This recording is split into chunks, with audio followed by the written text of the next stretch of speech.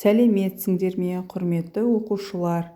Балалар, біз сіздермен мамандықтар әлемі бөлімін аяқтаймыз. Өзіміздің алған білімімізді тексереміз. Өзіңді тексер 47-ші сабақ. Сабақ мақсаты тарау бойынша оқығандарымды қайталаймын, білімімді бағалаймын. Бірінші тапсырма: диалог қай шығармадан алынған? Әке, маған қарашы, мен өскенде кім болам? Кім болсаң да өзің біл, айналайын күн болам. Жауабы Азамат бол деген шығармасынан алынған. Екінші тапсырма: авторларды ата, олардың қандай шығармасын білесің? Кәдірбек Сегізбайұлы, Жюль Верн, Мағжан Жұмабаев.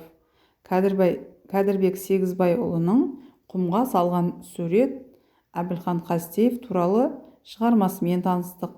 Екінші суреттегі Жюль Верннің Диксент теңізші бала шығармасымен танысқан едік. Мағжан Жұмабаевтың Қарағым өлеңімен танысқан едік балалар. Үшінші тапсырма: мақал-мәтелдер мен сөйлемді оқып, аллитерацияны тап. Аллитерация дегеніміз ұқсас немесе ұқсас дауыссыз дыбыстардың қайталануымен айналысатын әдеби стиль.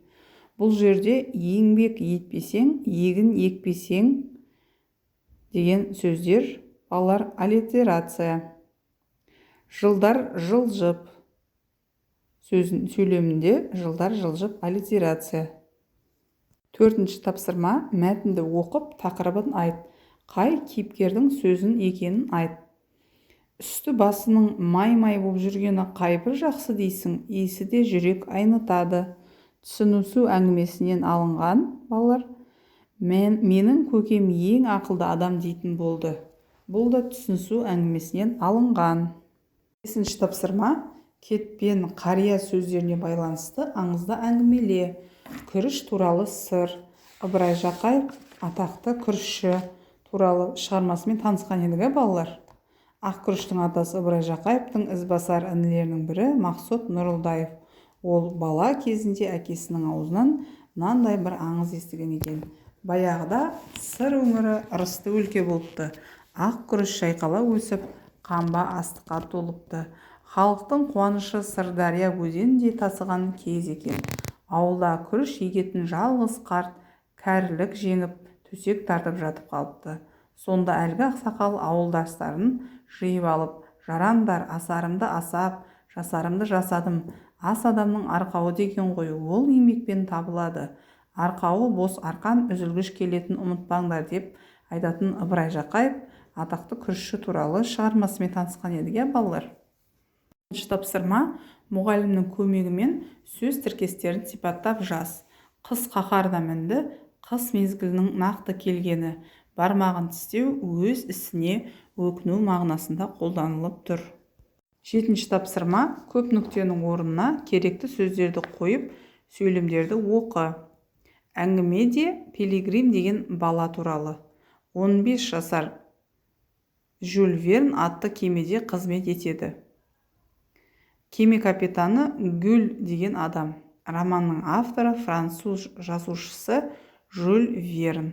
Қазақшаға аударған Ешанов. Үшінші тапсырмада балалар: балтаның, қашаудың, нан илейтін оқтаудың суреті берілген.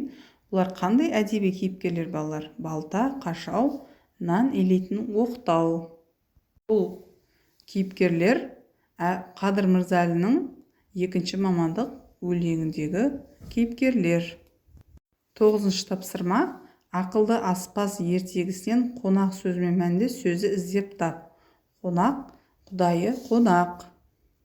10-шы тапсырма: бір сыныптықта білімі жоқ суретшінің өмір жолы осылай басталды деген сөйлем қай мәтіннен алынған?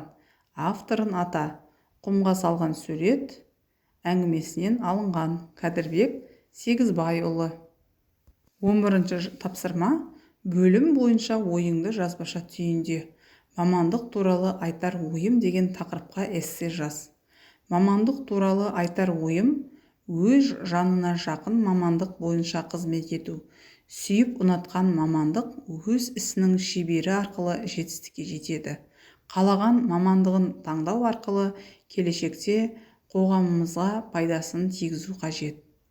Балалар, бүгінгі сабағымыз аяқталды.